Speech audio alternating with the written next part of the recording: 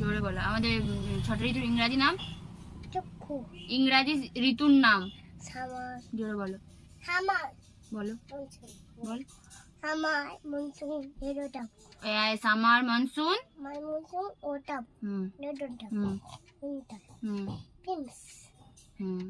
আর কটা ইন্দ্রিয়? ইন্দ্রিয় 5টা ইন্দ্রিয়র নাম বলো।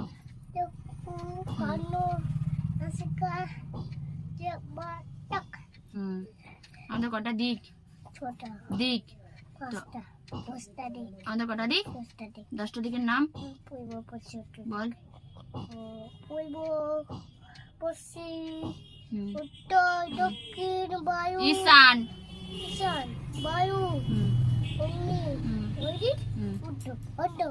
Hello guys, welcome back to my new video. কেমন আছো তোমরা সবাই? আশা করি সবাই খুব ভালো আছো। আর আমিও তোমাদের ভালোবাসাতে খুব ভালো আছি।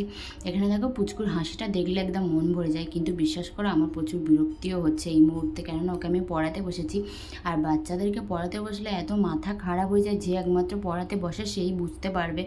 অ্যাকচুয়ালি ওরা তো বুঝতে পারে না, একটু বুঝিয়ে বলতে হয়, কিন্তু ওকে এত বোঝাতে হয় কেন জানি না। ওর অন্য সব কিছু মনে থাকে, সব A to Z যা বলবে তুমি সব মনে থাকে, কিন্তু লিখতে গেলে কেন জানি না ওর মাথা এত খারাপ হয়ে যায়। ওর লেখার সময় সব গুলে একদম কি বলবো, গুলে শরবত করে সব কিছু খেয়ে ফেলে। ঠিক আছে, প্রচুর মার খায়, কি বলবো। পরে আবার একটু আদরও করে দিই, ও আবার মার খেয়ে না অটোমেটিক আমার কাছে একা চলে আসে, এসে গালটা আমার কাছে বাড়িয়ে দেয় যাতে আমি একটু হাম্পু দিই। ও বুঝতে পারে যে মা আমাকে মেরেছে, এবার আমি গেলে আমাকে আদর করবে। ও এই জিনিসটা বুঝে গেছে। তো মারই ঠিক কথা, খারাপ লাগে, কিন্তু মারার সময় আবার হাসলেও হবে না, মন খারাপ দেখালেও হবে না। তাহলে ওরা কি বুঝে যাবে বলো তো, যে আমাকে মারছে ঠিকই কিন্তু মার মন খারাপ হচ্ছে, মানে ওরা আর ভয়টা পাবে না। সেই জন্য যতক্ষণ মারি আমার মুখে রাগটাই থাকে, আবার যখন আসে একটু আদর করে দিই। বাচ্চাদেরকে মারতেও হবে, ভালোবাসতে হবে। একসঙ্গে তুমি যদি বরাবরই সবসময় শাসন করে যাও, তাহলে কি হয় বলো তো, ওরা একটু খিটখিটে টাইপের হয়ে যায়। আবার ভালোবাসবে, আবার শাসনের সময় শাসন করবে, তাহলে দেখবো ওদের মেজাজটাও ঠিক থাকে। আর মনের মধ্যে ভয় জিনিসটাও একটু থাকে, বাচ্চাদের মধ্যে একটু ভয় থাকা ভালো, নাহলে তোমার কোনো কথাই শুনবে না। আর এখানে তোমরা এই স্লেটটা দেখো, এটা না সেই কেমন একটা ব্যাটারি সিস্টেম লাগানো আছে, বোতাম টাইপের একটা, যে ছোটো ব্যাটারি হয় না, ওরকম একটা ব্যাটারি আছে। তো এটাতে তুমি যাই কিছু লেখো না কেন, এটা অ্যাকচুয়ালি আঁকার জন্যই বেস্ট। ওর বাবা ওকে কিনে নিয়ে এসে দিয়েছে। তো আমি ওকে বলেছি তুই এটাতে লিখবি না, তুই এখন বড্ড ভুলভাল করিস, বারবার আমাকে মুছতে হয়, বারবার ঠিক করতে হয়। তো এটাতে কী হয় বলো তো, বাটনটা টিপলে কী হয় বলো তো, সব কিছু মানে টোটাল মুছে যায়। তো ও তো একটা ভুল করে, একটা ঠিক লেখে, ওই জন্য আমাকে একটা করে মুছে ঠিক করতে হয়। সেই জন্য ওকে আমি বলেছি তুই এটা এখন লিখবি না, যখন তুই পুরোপুরি সব কিছু লেখা শিখে যাবি তখন তুই ওই স্লেটটাতে লিখবি, এখন তুই যেমন লিখছিস ওরকম লেখ। আর ওইটা ছাড়াও ওর আরেকটা স্লেট আছে, সেটা হলো খড়িমাটির স্লেট, মানে পাথরের স্লেট, সেটা এখনও মানে বার করা হয়নি। এখন আগেরটাতেই লিখছে, এখনও 2টো স্লেট মোটামুটি নতুন হয়ে গেল।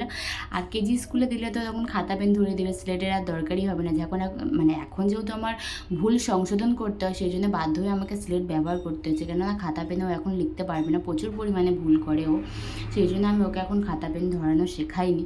আর এখানে দেখো ওর জামাটা আয়রন করে দিলাম। ওর জামা না আমি এই মুহূর্তে আয়রন করবো না ভেবেছিলাম, কিন্তু আমার ননদের মেয়ে এসেছিলো, ও কালকে যাবে পিসির বাড়িতে। ও তো বললো কি মামি আমাকে তো আমার 2টো জামা দাও না, মানে গার্ডার সিস্টেম যেগুলো ওর গায়ে হবে, যেহেতু আমার শরীর আর ওর শরীর তো অনেক আকাশ পাতাল তফাৎ। আমি অনেক এখন মোটু হয়ে গেছি, আর আমার ননদের মেয়ে অনেক রোগা। সেই জন্য ওকে আমি গার্ডার সিস্টেম 2টো জামা দিয়েছি, একটা টপ দিয়েছি, আর একটা এমনি সিম্পল চুড়িদার টাইপের দিয়েছি। বলেছি তুই 2টোই নিয়ে যা, 2টোই পরবি। তা জামাগুলো না আলমারির মধ্যে ছিল, ভাঁজে কুচকে গেছিলো।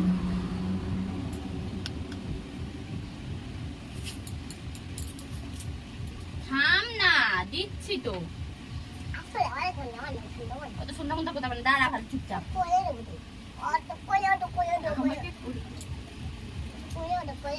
না আমাকে তো বলে দিতে হবে।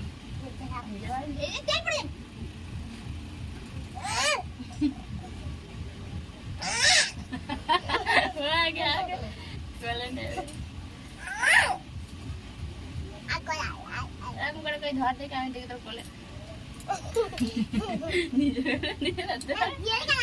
না গো, অত সুবিধে নেই। না আমাকে ডাল ডাল না পড়ে যাবে। বাবা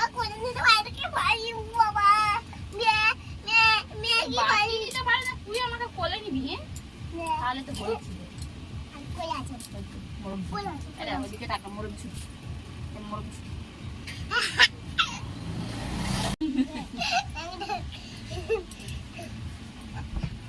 খোল খুলবি তো।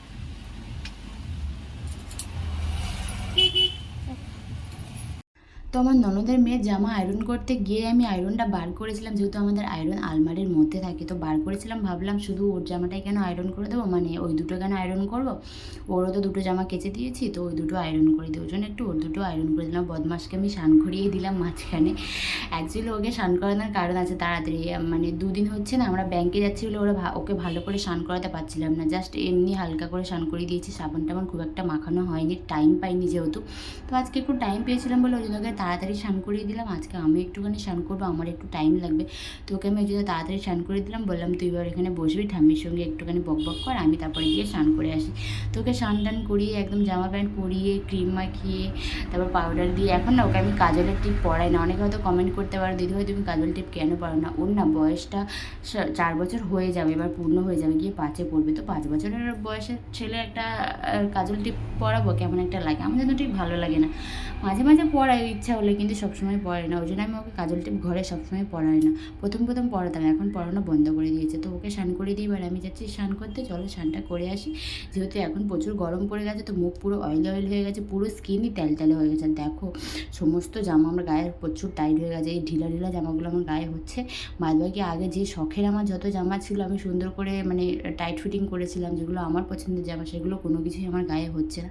এত মোটা হয়ে গেছে, বড় আমাকে কিছুতে রোগা হতে দিচ্ছেই না, খালি বলছে তুমি এরকমই ঠিক আছো, এরকমই ঠিক আছো, কিন্তু আমার এরকম একদমই ভালো লাগছে না। বিশেষ করে পরশুদিনকে আমি আধার কার্ডের জন্য ছবি তুলতে গিয়েছিলাম, মানে চেঞ্জ করবো বলে, এমন ছবি উঠেছে আমি দেখে নিজেকে চিনতেই পারিনি। সত্যি বলছি, জানি না ওদের ক্যামেরার প্রবলেম না আমার মুখের প্রবলেম, মুখটা এত ফোলা ফোলা লাগছে না, মানে কি বলবো, আমি চিনতেই পারিনি নিজেকে জানো। কিন্তু ফোনের ক্যামেরাতে আমি যখন দেখি না আমার অতটা মনে হয় না, কিন্তু কেন জানি না বাইরের ক্যামেরা থেকে দেখলে কেমন একটা আমার মনে হয়, হতে পারে হয়তো ওই ক্যামেরাগুলো আলাদা রকম, যেমন কালো কালো আর তেমন মুখটা বেঁধে বিচ্ছিরি দেখতে, কি বলবো। তো আমি এখন স্নান করে ওঠার দেন একটুখানি ময়েশ্চারাইজার অ্যাপ্লাই করে দিলাম, একটু সিঁদুর পরে দিলাম, আর কিছু দিলাম না, যেহেতু এখন প্রচুর গরম পড়েছে। আর রোদে বেরোলে তোমরা এখন বিশেষ করে সানস্ক্রিন লাগাবে, যেহেতু রোদের তেজ এখন এত, কি বলবো, সানস্ক্রিন না লাগলে পুরো তুমি ভূত হয়ে যাবে, তোমাকে চিনতে পারা যাবে না। আমাদের ছোটো পুচুরা দেখো খাটের তলায় বসে খাচ্ছে। আজকে আমাদের ঢ্যাঁড়স দিয়ে আলু দিয়ে চচ্চড়ি হয়েছে, আর হয়েছে সয়াবিনের তরকারি বা নিউট্রিলার তরকারি, তোমরা যেটাই বলতে পারো। তো ভাত মোটামুটি আমাদের খাওয়া হয়ে গেছে, ওকে আমি ভাত খেয়ে প্রায় 15-20 মিনিট পর আমি জল দিই, তোমরা পারলে আধ ঘন্টা পরেও দিতে পারো। আর বাইরে সূর্যি মামার তেজ এখন প্রচুর পরিমাণে, তোমরা দেখলে তোমাদের মাথা খারাপ হয়ে যাবে। আর এই 2-3 দিন যে ব্যাংকে গিয়েছি না, এত পরিমাণ রোদ উঠেছিল, মানে জাস্ট আমি ধারণা করতে পারিনি যে এত পরিমাণ রোদ বাইরে, তোমরা হয়তো ক্যামেরাতে বুঝতে পারবে না, কিন্তু প্রচুর রোদ উঠেছে বাইরে, মানে এত রোদ মনে হচ্ছে পুরো বেরোলে বাইরে গা জ্বালিয়ে দেবে, এরকম একটা রোদ উঠেছে। আর এখন সানস্ক্রিন তোমরা যদি না লাগিয়ে এই রোদে ঘোরো, তোমাদের আর দেখতে হবে না। 2-3 দিন আগে হোলি আছে, তো আমি না বুঝে শুনে সানস্ক্রিন না লাগিয়ে বাইরে রোদে হোলি খেলেছিলাম, তো আমার অবস্থা খারাপ হয়ে গেছে। ব্লাউজ পরেছিলাম, ব্লাউজের বাইরেটা পুরো কালো হয়ে গেছে, আর ব্লাউজের ভিতরে যেটা ঢাকা ছিল সেটা পুরো সাদা হয়ে আছে, একটা স্পট পড়ে গেছে, আমার মাথা খারাপ হয়ে গেছে, আমি বুঝতে পারছি না স্পটটা কীভাবে তুলবো। ভাবছি একটু পার্লারে যাবো, গিয়ে একটু ট্যান তুলবো, ট্যান তুললে হয়তো ঠিক হয়ে যেতেও পারে। তো চলো এখন দুজনে খেয়ে দিয়ে শুয়ে পড়েছি, মাও শুয়ে পড়েছে। ভিডিওটা এখানেই শেষ করছি। ভিডিও ভালো লাগলে অবশ্যই আমার চ্যানেলটিকে সাবস্ক্রাইব করে আমার পাশে থেকো, সাথে থেকো। Tata, bye bye, see you.